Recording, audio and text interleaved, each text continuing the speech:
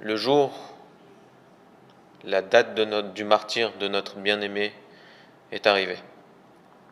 Qu'Allah nous donne la possibilité de commémorer cet événement comme il se doit. Nous avons vu hier la période de l'imamat de notre deuxième imam, Hassan al-Mujtaba alayhi salam. Allahumma salli ala Muhammad wa ali Muhammad. Nous avons vu notamment comment les musulmans l'ont abandonné. Nous avons vu également le traité de paix qu'il a fait avec Muawiyah, traité de paix qui coûta très cher à Bani Umayya parce que leur masque tomba, leur vrai caractère s'afficha aux musulmans grâce à ce traité de paix.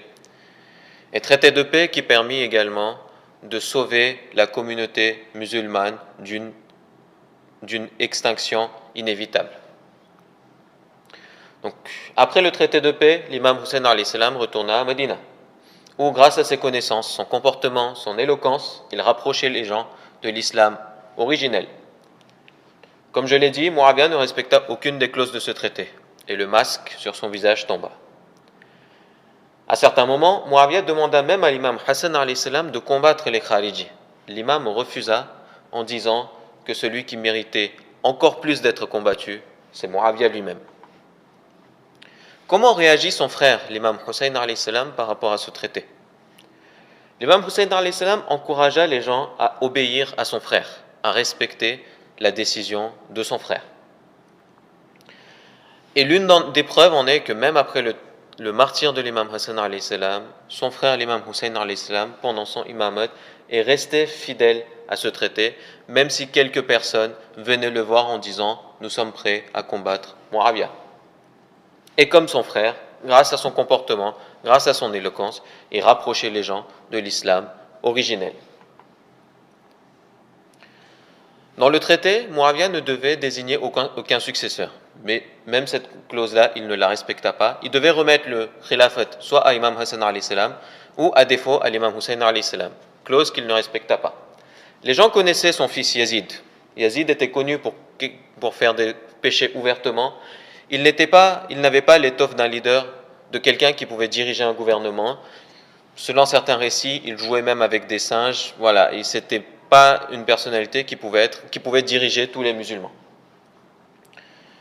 Muawiyah savait qu'imposer Yazid comme calife serait très difficile, donc il le fit par la force. Comment il le fit? Donc, première chose, il avait déjà assassiné la personne qui s'opposerait le plus à cela, donc l'imam Hassan alayhi salam. Il alla ensuite dans différentes villes pour annoncer publiquement Yazid comme son successeur. Les opposants, dans le masjid, les opposants étaient menacés de mort s'ils n'acceptaient pas la décision. Malheureusement, à cause de cela, personne ne leva la voix. Je mets le point sur ce détail pour vous montrer à quel point les consciences des gens de la communauté musulmane étaient endormies à cette période et pourquoi par la suite, pour réveiller cette conscience, notre troisième imam dut se sacrifier. Quand il arriva à Médina, l'imam Hussein alayhi salam exprima ouvertement, comme son frère l'imam Hassan avait fait avant lui, il exprima ouvertement, malgré la présence de Muawiyah et de son armée, que Yazid ne méritait pas ce khilafat. Muawiyah, face au courage de l'imam Hussein, ne put rien faire. En l'an 60 de l'Hégire, Muawiyah décéda. Connaissant la valeur des Ahlul Bayt et leur courage, il conseilla à Yazid de ne pas demander l'allégeance de l'imam Hussein. Mais Yazid n'écouta pas son père. Il envoya une lettre à Médina ordonnant au gouverneur de demander l'allégeance à quelques personnalités, dont l'imam Hussein alayhi salam. L'imam fut appelé au palais, où il refusa catégoriquement de prêter allégeance. Il dit « Quelqu'un comme moi ne peut pas prêter allégeance à quelqu'un comme Yazid ». Dans cette phrase, l'imam ne dit pas « Je ne peux pas prêter allégeance à Yazid », il a dit « Quelqu'un comme moi ne peut pas prêter allégeance à quelqu'un comme Yazid ». En d'autres termes, le bien ne peut pas se soumettre au mal. Si l'imam avait prêté allégeance, ce serait comme s'il validait tout ce que Yazid aurait fait, donc toutes les innovations que Yazid ramenait dans la religion. Il leur dit également de lui reposer la question ouvertement le lendemain. Mais ils savaient eux-mêmes que l'imam contesterait cette décision en public, ce qui pouvait réveiller les consciences peut-être. L'imam fut également menacé de mort, mais il ne fléchit pas et décida de quitter Médina pour aller vers la Mecque. C'est à ce moment que le voyage de notre imam alayhi salam vers son martyr commença. Wassalamu alaikum wa rahmatullahi wa barakatuh. وعليكم السلام ورحمة الله وبركاته. بر حبیب خدا خاتم الانبیاء بعواز بلند صلوات. اللهم صل على محمد وعلى محمد وعلى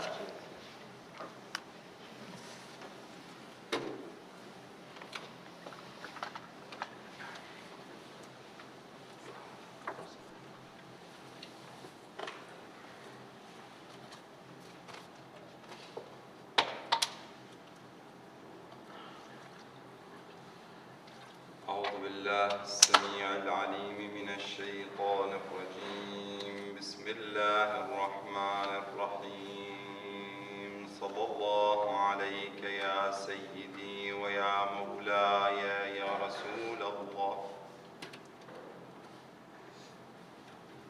صلى الله عليك وعلى آل بيتك المظلومين.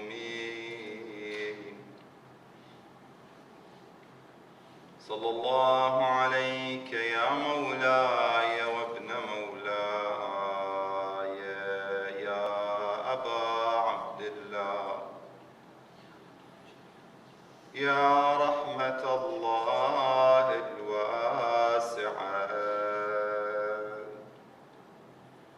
ويا باب نجاة الأمة. Hussein, l'âme des croyants et croyantes. Oh Hussein, porte de la miséricorde d'Allah. Oh Hussein, étranger, opprimé, assoiffé, égorgé. سيدي يا ليتنا كنا معكم فنفوز فوزا عظيما إن شاء الله. بسم الله الرحمن الرحيم. يا أيتها النفس المطمئنة ارجعي إلى ربك راضية مرضية فادخلي في عبادي وادخلي جنتي.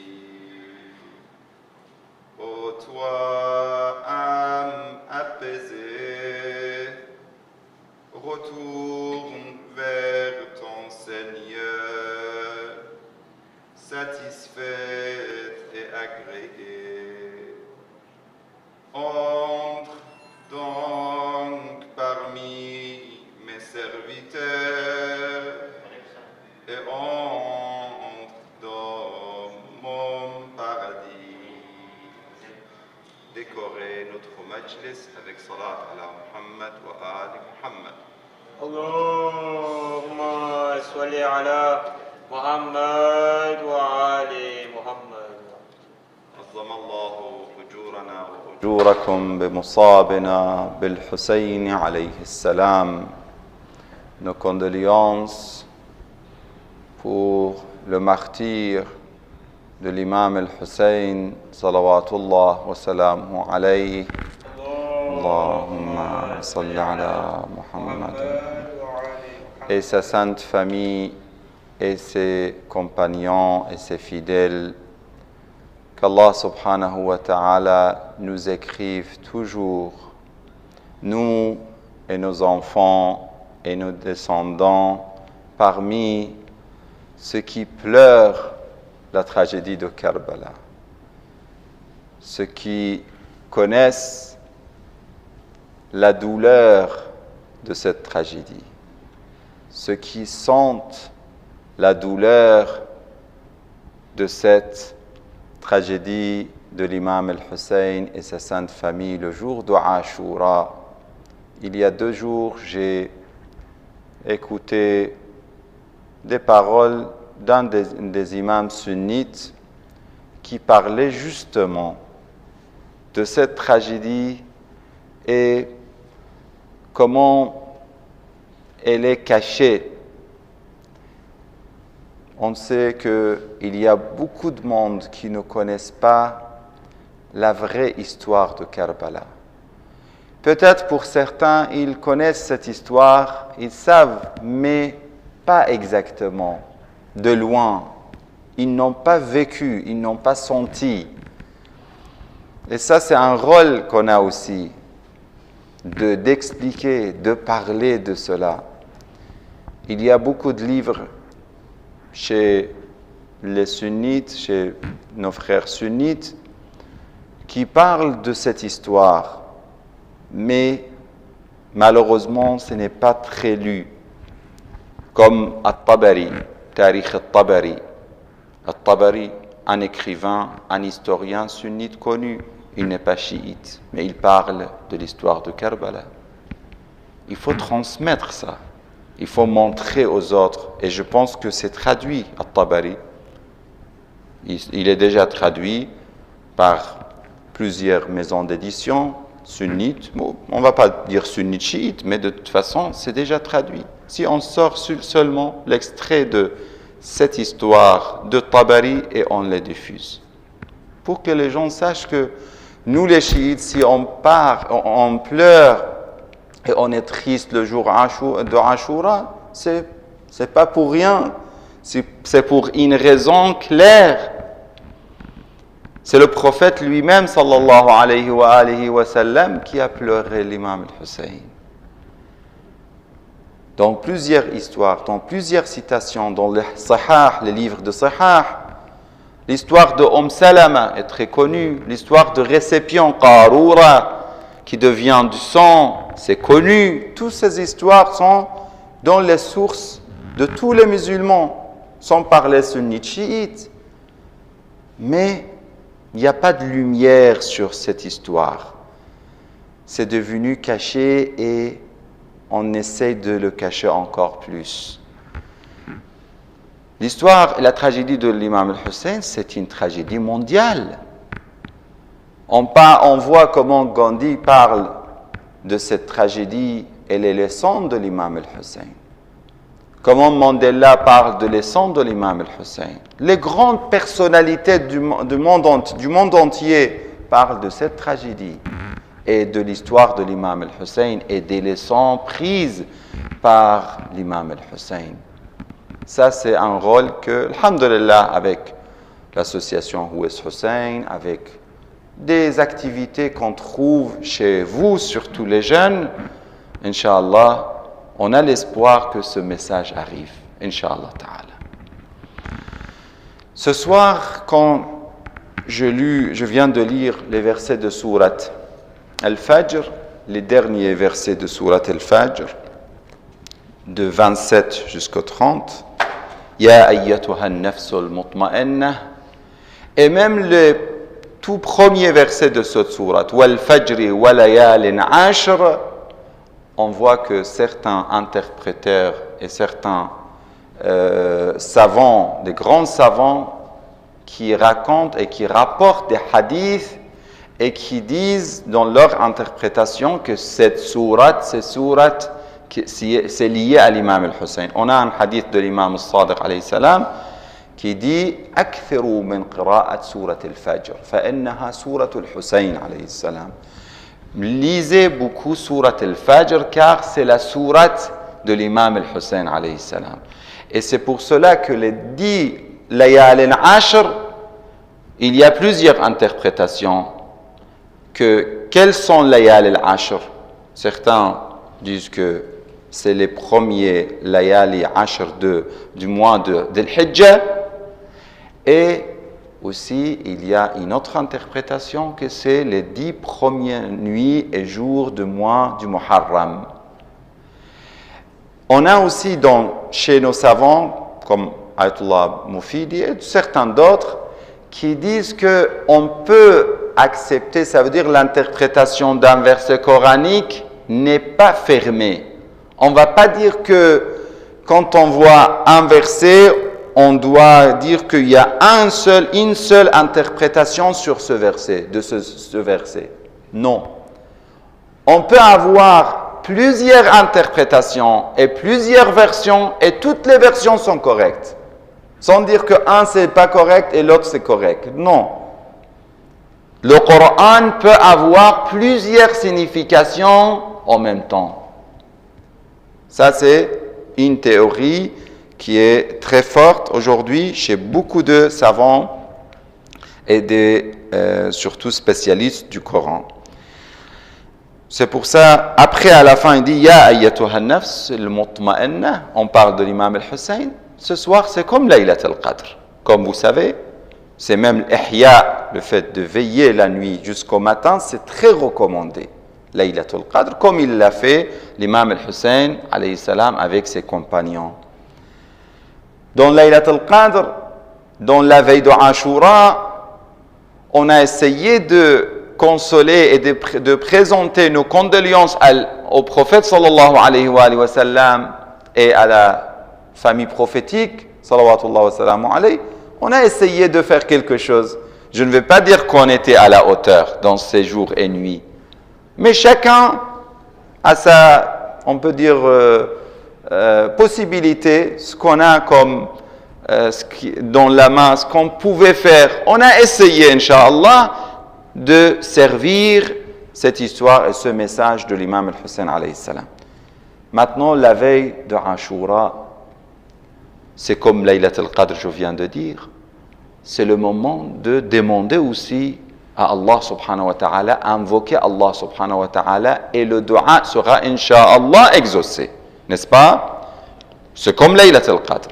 Qu'est-ce qu'on va demander? Et quelles sont les conditions pour demander?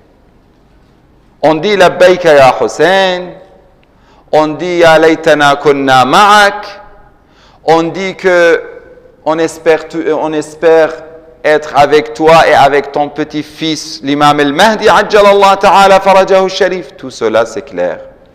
Mais on va demander, avant de demander, il faut avoir certaines conditions. Quelles sont les conditions? On a évoqué des choses importantes dans les nuits précédentes. Ce soir, je vais évoquer, continuer un sujet qui est lié aussi à cette nuit, car parmi les choses les plus importantes pour se rapprocher d'Allah subhanahu wa ta'ala, on a dit, c'est, vous vous rappelez, c'est de la bienveillance avec les parents. Hier, on a commencé avec cela, c'est la bienveillance avec les parents. Deuxièmement, c'est la prière et la piété. Et aussi, on a la question du Coran. Hier, on a parlé du Coran. Et pour terminer, c'est-à-dire mettre l'axe sur les choses les plus importantes, de servir les gens, d'aider les gens, d'avoir de bons comportements avec les gens et de servir les gens. En général, la bienveillance avec les gens. C'est-à-dire la bienveillance avec les parents, la bienveillance avec les gens, servir les gens, et le Coran, la prière, et le cinquième, c'est d'être avec Ahl al-Bayt, d'être lié avec Ahl al-Bayt. De faire, dans le mois de Muharram, si jusqu'aujourd'hui je n'ai rien payé pour les majalis de l'imam al-Hussein, je n'ai pas participé, faites attention, c'est le moment de participer. Ne ratez pas cette occasion. L'argent qu'on ne va pas donner pour le majalis de Muharram, on va donner ailleurs, on va perdre ailleurs dans des choses peut-être qui ne servent à rien. On va avoir peut-être des problèmes, des histoires, je ne sais pas. Inch'Allah, qu'Allah éloigne tout cela de vous et de nous tous. Mais l'argent qui sera pas, qu'on va économiser pour ne pas payer 50 € peut-être pour le majlis de l'imam al-Hussein, pour promouvoir le message de l'imam al-Hussein, pour faire quelque chose, que ce soit petit ou grand. Ça dépend à ma capacité. Si je ne le fais pas, je vais le rattraper, je vais le payer malheureusement ou je ne dois pas payer. Ça, c'est très important. Dans ce cas-là, les axes, on va voir rapidement ensemble la question des parents. Hier, on a parlé de ça, mais c'est très important, comme je vous ai expliqué. Et on voit que ce n'est pas seulement les musulmans qui font attention à l'histoire des parents et la bienveillance. C'est naturel, c'est dans la nature innée de chacun de respecter les parents. Mais malheureusement, il y a beaucoup de choses qui sont dans nos natures innées. Ils sont là, c'est dans notre nature, mais malgré ça, on ne les respecte pas. On sait très bien que le mensonge, le cœur, l'inné, la nature nous dit que non pour le mensonge, mais on ment. Si on n'a pas peur d'Allah subhanahu wa ta'ala, il y a beaucoup de gens qui malheureusement qui n'étaient pas bien éduqués, ils le font. On sait très bien que faire mal aux autres, c'est pas bon. Le racisme, c'est pas bon. Comment je peux savoir si c'est bon ou c'est pas bon? Si j'accepte cette chose pour moi-même, ça veut dire que c'est bon. Parce que l'homme, il aime toujours les bonnes choses pour lui. Si je vois que je n'aime pas que les autres me traitent avec le racisme, moi, je ne dois pas le faire. C'est ça, on peut dire la balance ou la formule. La question qu'on doit savoir ici dans la question des parents, malgré que tout le monde le sait, mais tout le monde fait cette erreur. On va dire, mon père, il est vieux, il a maintenant 70 ans, 75 ans, 80 ans. Est-ce qu'il a besoin d'un beau pantalon, par exemple? Pour acheter ça, est-ce qu'il va le porter? Est-ce qu'il va l'habiller? Est-ce que, par exemple, le fait d'acheter une montre très chic, c'est important? Oui, c'est important. Tout ce qu'il fait, tout ce que je peux faire pour faire plaisir à mon père, à ma mère, s'il me demande, des fois, c'est pas de l'argent, c'est pas des cadeaux, ça c'est symbolique. Chaque fois que je rentre chez moi, je retourne au pays.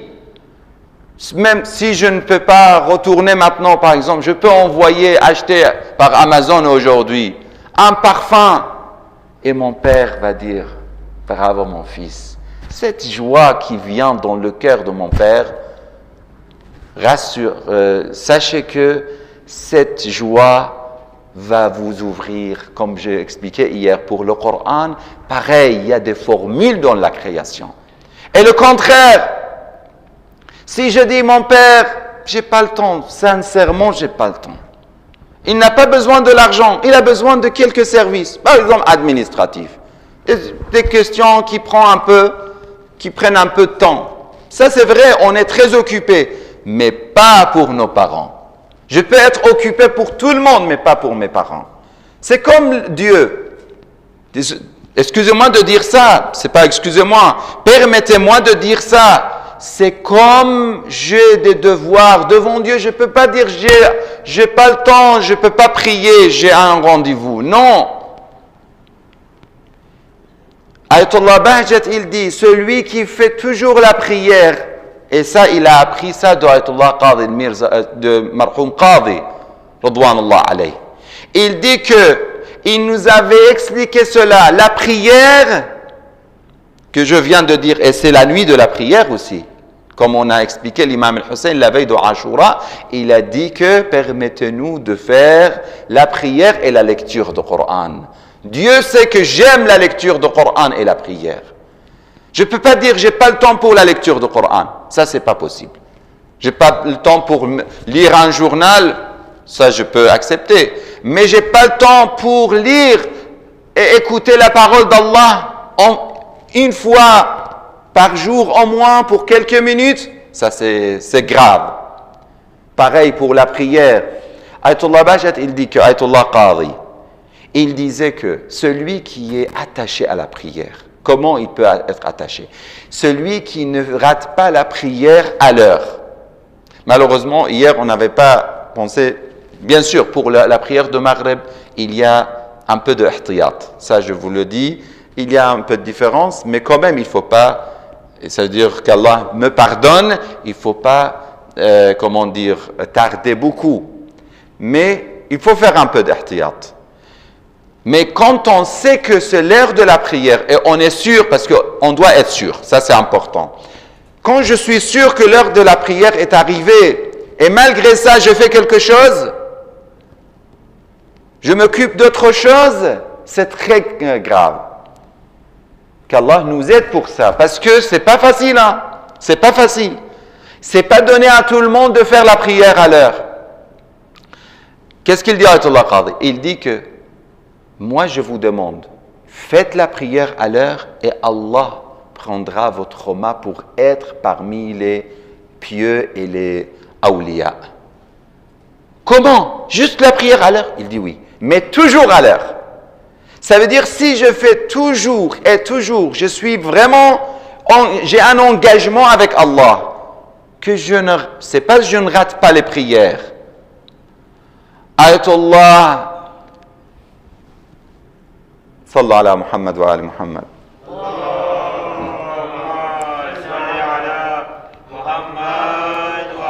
Ayatollah Ha'iri, un des grands savants, qu'il a fait à l'époque, même quand il faisait la prière, il a fait la prière au milieu de l'été et il y avait une sécheresse incroyable. Et il a fait la prière pour avoir la pluie. Allah subhanahu wa ta'ala, grâce à ses invocations, avec les mu'minines bien sûr, tout le monde disait c'est impossible d'avoir la pluie. Il a demandé la pluie et le jour même, la pluie est arrivée. Pourquoi? Qu'il était salih.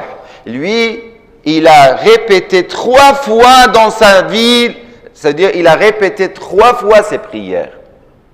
Il a vécu par exemple à peu près 90 ans. Imaginez 90 fois 3, ça fait combien? 270 ans de prière. Et lui, sa prière, c'est pas comme ma prière. Attention, c'est Ayatollah Ha'iri. Sa prière, ce n'est pas comme ma prière, ce n'est pas comme nos prières. Il faisait attention à sa prière. Et malgré ça, il a répété plusieurs fois. Pourquoi? Pour être sûr que sa prière, Inch'Allah, c'était accepté. Et nous, on fait une seule prière et on le fait rapidement et on ne pense même pas qu'est-ce qu'on dit et ça devient l'habitude et la routine. Tout ça, c'est pas bien. Mais Ayatollah Qadi, il dit attention, c'est pas grave, je vous aide. Vous voulez un conseil? Si vous faites toutes les prières à l'heure, ça veut dire la prière de Subh, la prière de Dhuhr, de Asr, Maghrib, Isha, toutes les prières à l'heure, petit à petit, vous serez parmi les gens qui vont goûter la beauté, le goût de la prière. Vous n'allez pas dire que non, je ne peux... Parce que déjà, le fait d'être engagé à faire la prière à l'heure, ça veut dire qu'il y a un lien. Déjà, on a fait le lien avec notre Seigneur, avec Allah subhanahu wa ta'ala. Et Allah va nous ouvrir encore plus les portes. La même chose pour les parents. Le Coran toujours parle des parents avec l'unicité d'Allah subhanahu wa ta'ala. Dans beaucoup de versets. Dans l'histoire dans Surat Luqman, comme on a vu les nuits précédentes, Ya bunayya la tushrik billah inna ash-shirka la dhulmun azim, n'associez pas avec Allah les autres. Et juste après, qu'est-ce qu'il dit? N'est-ce pas? Vous vous rappelez? Ça, on a vu ensemble. Ça veut dire toujours. Dans un autre verset, Allah subhanahu wa ta'ala dit وَقَضَى رَبُّكَ أَلَّا تَعْبُدُوا إِلَّا إِيَّاهُ وَبِالْوَالِدَيْنِ إِحْسَانًا. Toujours. La bienveillance, l'unicité. Allah, les parents. Dans le verset de Surat Luqman, on voit aussi, il dit Anishkur li wa li walidak. Et on a vu ça hier. Ça veut dire que c'est intéressant. Être reconnaissant avec Allah et avec les parents. Toujours ensemble, toujours ensemble. Et croyez-moi, si les parents, ils ont la douleur contre vous, ça peut détruire la vie de la personne. Il faut être clair. Il n'y a pas de façon dans cette histoire. Chaque fois, on a des histoires et des histoires. Et c'est des formules dans la création. On a dit, il y a un monde physique et il y a un monde métaphysique. Qu'on ne le voit pas. On voit le monde physique, mais on ne voit pas le monde métaphysique. Comme il y a des règles dans le monde physique, il y a les sciences de chimie, de physique, de biologie, de géologie, de toutes ces sciences, on étudie quoi? On étudie les règles et les formules dans la création, n'est-ce pas? Dans la création physique. Mais Dieu a mis ces règles, c'est Dieu qui a mis ces règles dans le monde physique. Lui-même, il a mis des règles aussi dans le monde qu'on ne voit pas. Si vous faites le bien avec vos parents, vous aurez le rizq. Birrul walidayn yazidu fil arzaq. Birrul walidayn yutilu fil a'mar. Vous voulez avoir une longue vie, c'est birrul walidayn. La bienveillance avec les parents. C'est automatique. Pareil avec la famille, avec salat al-rahim. C'est la même chose. Vous faites le contraire. Vous savez, celui qui tue son père, il y a une règle catégorique. Allah a mis une règle, celui qui tue son père, il sera tué rapidement. Le prophète, quand ils ont dit à notre prophète sallallahu alayhi wa sallam, Khosrow Parviz, l'empereur d'Iran de l'époque, de Perse, qui a déchiré la lettre de Rasulullah sallallahu alayhi wa sallam. Vous connaissez l'histoire connue. Le prophète a fait l'invocation contre lui. Et, subhanallah, juste après ça, et ça aussi il faut faire attention, à Ahl al-Bayt, le prophète et sa famille, notre relation, parce qu'ils sont nos parents aussi.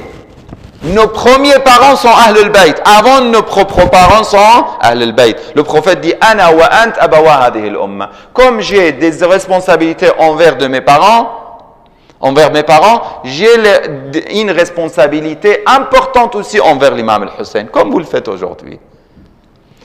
Et il a déchiré la lettre. Juste après ça, il était tué. Vous savez par qui? Qui l'a tué? C'est son fils. Ils ont informé le prophète. Ils ont dit, votre dua était exaucé. Il a dit, oui, mais qui a tué Khosrow Parviz? Ils ont dit, son fils. Il a dit, il a frappé 3 fois sur sa main. Il n'a pas aimé ça. Il n'était pas content. Pourquoi? Mais c'était une preuve. Et c'était une leçon pour nous. Il a dit que non, mais ça, c'est pas bon. Que le fils tue son père, malgré qu'il était ennemi d'Allah, ennemi de Rasulullah. Il a déchiré la lettre de Rasulullah. Mais le prophète ne voulait pas que le fils tue son père. Et 2 jours après ça, ils ont trouvé le cadavre du fils de Khosrow Parviz dans le fleuve de Nil. Il était là-bas, mort dans le fleuve. Et des autres histoires, pareil. L'imam al-Hadi, alayhi salam, le fils de Mu'tamad, lui a dit que, attention, peut-être non, un des califes maintenant, pour être précis, ça m'échappe. Il a dit à son fils vient. Le fils de qui? Calife Abbasid, qui était l'ennemi de l'imam. Il demande à l'imam, il dit que je vais tuer mon père. Il a dit, ne fais pas ça, car cela yabturul umr. Yabturul umr, ça coupe la vie. L'imam a dit le mot exact, ça coupe la vie. Et lui, il n'a pas respecté, il n'a pas écouté la parole de l'imam. Il a tué son père quand même. Et il était tué 2 jours après par les chefs d'armée turcs. Vous voyez, c'est des règles.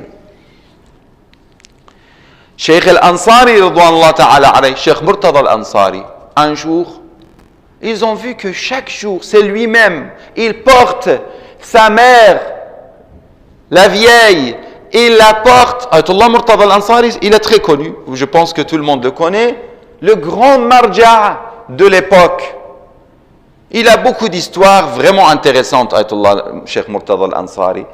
Un jour, ils ont vu que Cheikh Murtada al-Ansari, chaque jour, il prend, et chaque fois, il prend sa mère au hammam. Vous savez, à l'époque, il y avait le hammam, il n'y avait pas de hammam, ça veut dire des douches à la maison comme aujourd'hui.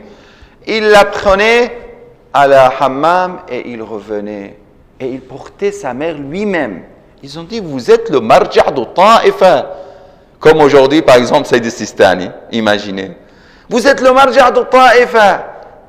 On peut vous prendre l'un ou un autre moyen pour le faire.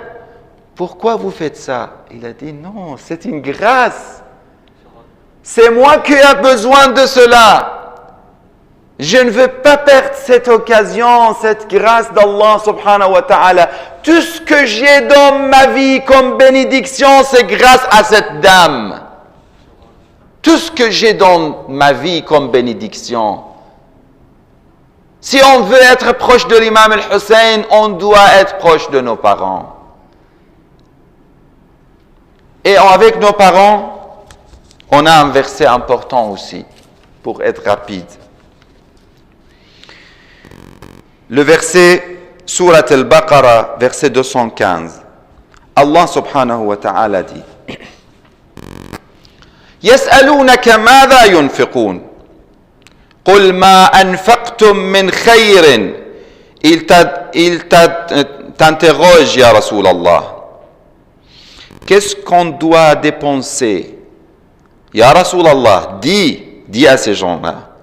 Ce que vous dépensez de bien devrait être pour les pères et mères. Premièrement. Deuxièmement, les proches, al-arham. Troisièmement, les orphelins. Après, il y a 7 catégories. Les pauvres et les voyageurs indigents. Vous voyez, ces 7 personnes doivent être, ça veut dire on doit donner les biens et ce qu'on peut donner. Il y a des gens, on voit que leurs parents, ils sont dans des châteaux et leurs parents dans un petit, peut-être logement qui n'est pas digne à ses parents. Il y a des gens comme ça et ils pensent que c'est normal. Il y a des gens, mais il y a des gens de contraire. Il achète une maison, avant d'acheter la maison, il sait qu'il a, par exemple, sa mère, qu'elle est toute seule, ou son père, ou tous les deux. Et il pense à ses chambres.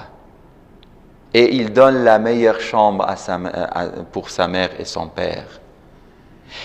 Les ulama, il y avait des ulama qui ne dormaient pas avant de partir. Prends soin du lit de son père ou de sa mère. Est-ce que c'est bien, c'est propre?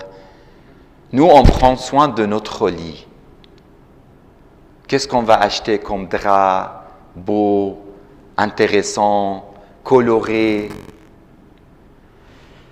Mais on pensera, des fois, on ne pense pas assez au lit de nos parents. C'est très important, mes frères, si vous avez, comme on a dit, la terre de Karbala, c'est dans les pieds de nos parents, ou s'ils sont décédés, dans la tombe de nos parents. Ils sont comme les awliya. On cherche les awliya Allah, on demande ce alim, ce marja', ce ayatullah, ce arif. Faites dua pour moi.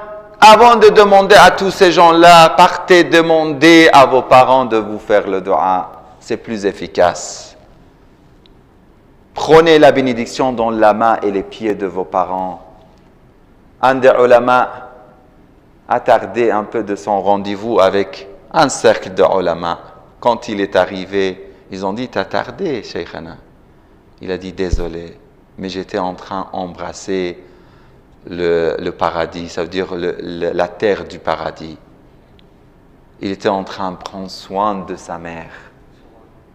Et il n'a pas pu dire, il a dit peut-être à sa mère que j'ai un rendez-vous, mais il pensait, c'est comme la prière. Le rendez-vous avec mes parents, c'est comme la prière. Et quand on veut dépenser, on doit dépenser, commencer par nos parents.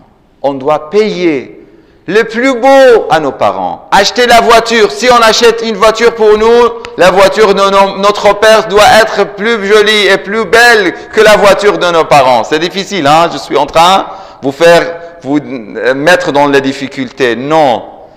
Et je dis ça à vous et à moi-même. C'est pas facile de le faire. C'est pas facile de le faire. Mais il faut le faire. Ça, c'est l'obligation. Si on veut être avec une nafs al-mutma'inna. Ya ayyatuha an-nafs al-mutma'inna. Irji'i ila rabbiki radiyatan mardiyya. Comment arriver à nafs al-mutma'inna, cette âme apaisée? Les parents, Inch'Allah, vont nous aider, le Coran va nous aider, la prière va nous aider. Et tout cela, la bienveillance avec les gens. Je vous dis une seule phrase par rapport à la bienveillance avec les gens, le service aux gens. Une petite histoire que vous connaissez, je suppose, que l'imam Hassan al-Mujtaba, alayhi salam, un jour, il était dans le tawaf, et il a laissé le tawaf, et il a laissé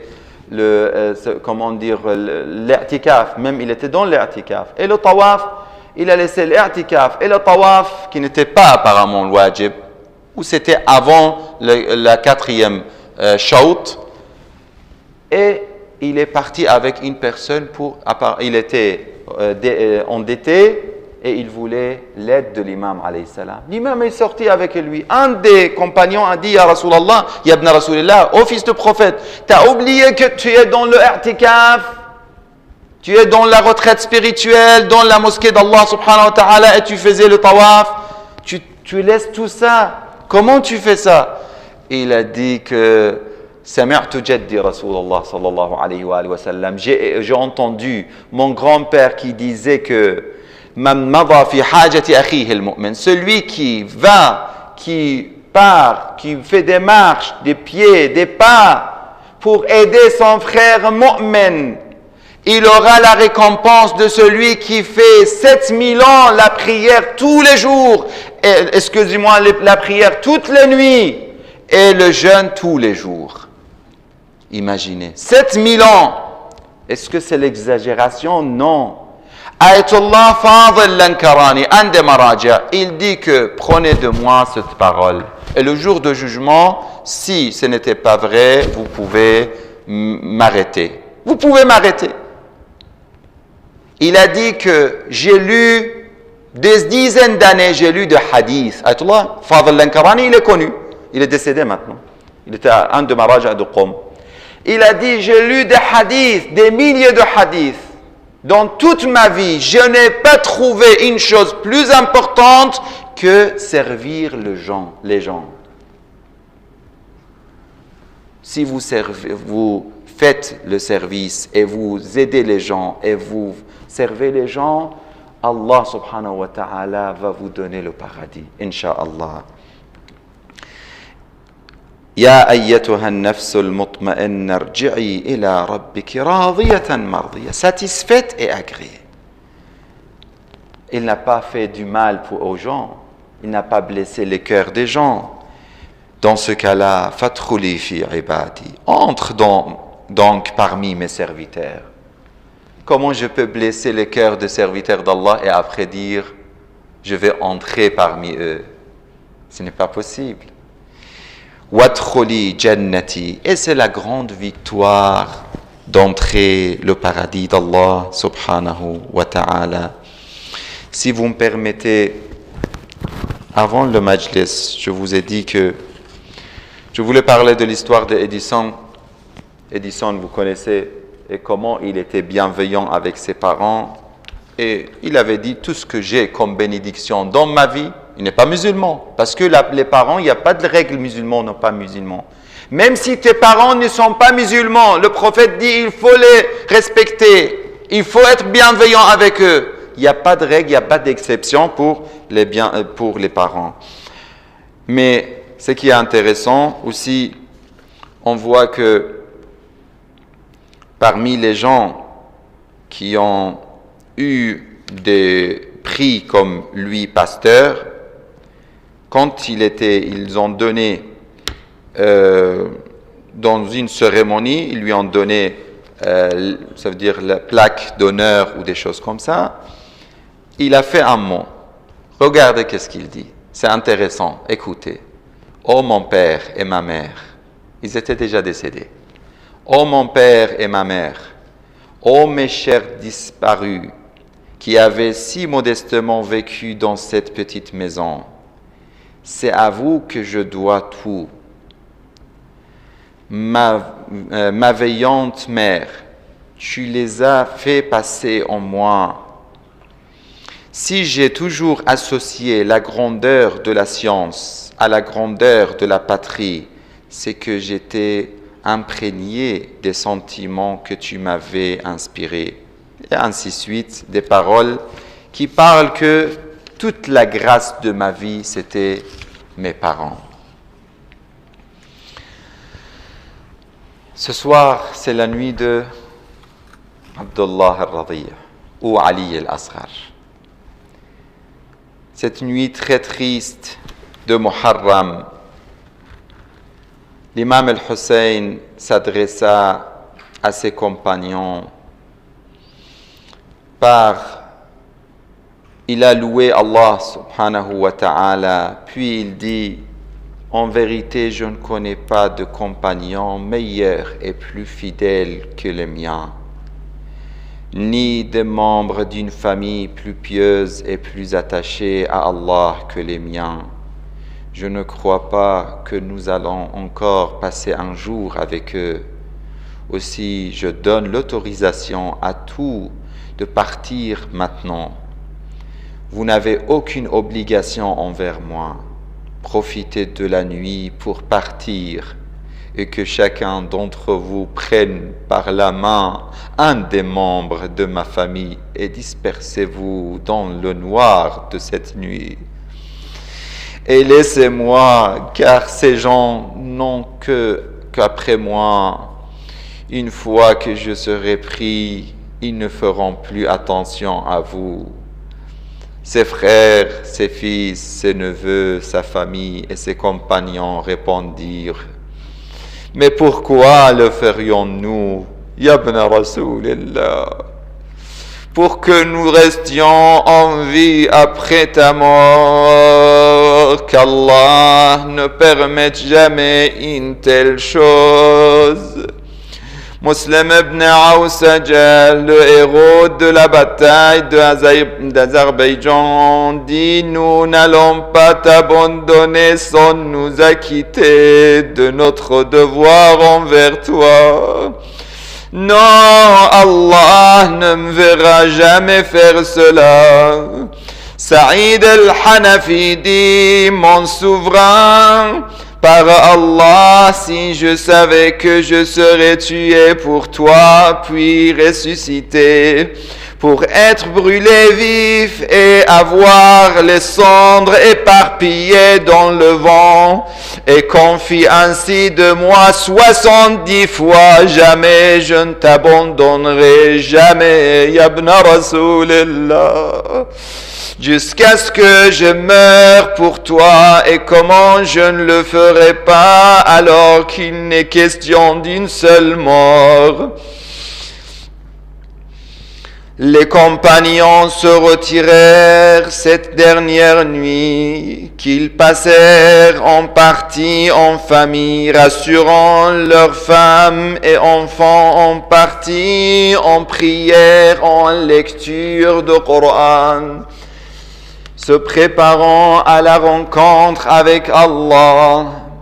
Cette nuit, Zaynab souffrait, elle pleurait énormément. Ruqayya, la petite fille de Hussein, qui ressemble à Fatima Zahra, pour la dernière fois, elle dort dans les bras de son père Hussein. Allahu Akbar. Rabab, pour la dernière nuit, chante une berceuse pour son nourrisson Al-Asghar. Assis, Ali al-Akbar, assis entre ses frères et sœurs, et tout le monde le regardait pour voir le visage du prophète. Abul Fadl al-Abbas tournait autour des tentes de la famille prophétique pour les protéger. Zainab entendit le nourrisson de Hussein crier toute la nuit. Wa wayla. Elle tournait autour des tentes avec le nourrisson au bras pour trouver une goutte d'eau pour ce bébé privé du lait de sa mère, Rabab. Car Rabab n'avait plus de lait à cause de la soif. Waouaïla, les mères dans les majlis, celles qui ont des bébés, elles peuvent sentir la douleur d'une mère qu'elle ne peut pas allaiter son bébé. Le bébé n'avait rien bu depuis un moment. C'est pour cela qu'il ne cessait de crier et de se tourner et retourner dans son berceau et même de se tordre de douleur dans les bras de ceux qui tentaient de le calmer. Le lendemain, le jour de Ashura, après le martyre de tous les compagnons et des jeunes de Bani Hashim, Hussein alayhi salam criait: Wa Habiba,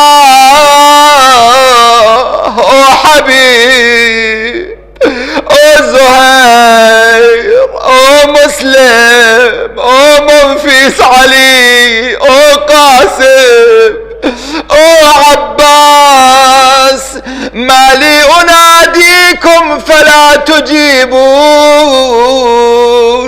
Pourquoi vous ne me répondez pas? Allahu Akbar. Hal min nasirin yansurani, hal min dhabbin yadhub an haram Rasulillah. N'y a-t-il personne pour me porter secours, pour protéger la famille du prophète? L'imam Zayn al-Abidin, qui était très malade dans la tente et ne pouvait pas bouger, n'a pas supporté l'appel de son père. Cela lui brisa le cœur. Wawayla. Il s'est appuyé sur son sabre afin de se mettre debout, mais tomba plusieurs fois par terre. L'imam al-Hussein vit son fils malade et demanda à sa sœur Zainab de le faire entrer dans la tente. L'imam al-Hussein alayhi salam, en entendant les pleurs de son fils, le nourrisson, a demandé à Sayyida Zainab de l'amener pour le calmer et faire ses adieux. Le prophète sallallahu alayhi wa alayhi était très sensible envers les cris et les pleurs des enfants. Wa wayla. Le nourrisson, c'est l'enfant, le petit enfant du prophète. Ya Rasulallah. L'imam al-Hussein, il le prit dans ses bras en pleurant et regarda son bébé déshydraté, au visage jaune, maigre, aux lèvres desséchées. Wahila, qu'il ouvrait et refermait de temps à l'autre, tel un poisson hors de l'eau. Wahila. Il avait du mal à respirer. L'imam al-Hussein se pencha avec compassion sur l'enfant pour l'embrasser. C'était son plus jeune enfant. Pour bien montrer qu'il n'avançait pas pour combattre, L'imam avait enlevé son armure et avait revêtu les vêtements et le turban de Rasulullah.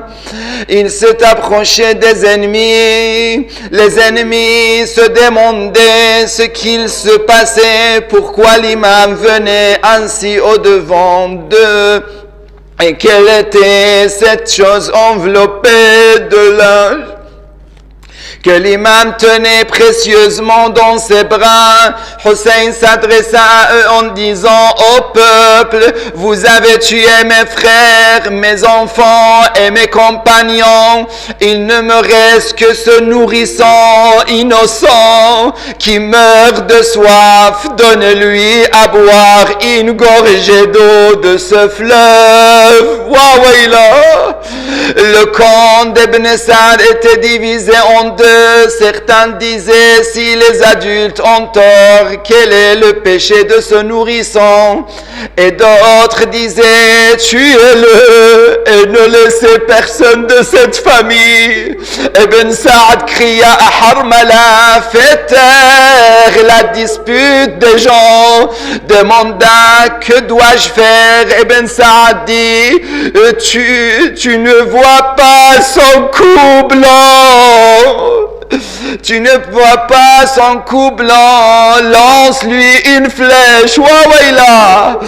Harmala dit: j'ai ciblé son cou blanc qui brillait dans les mains de son père. Wawayla.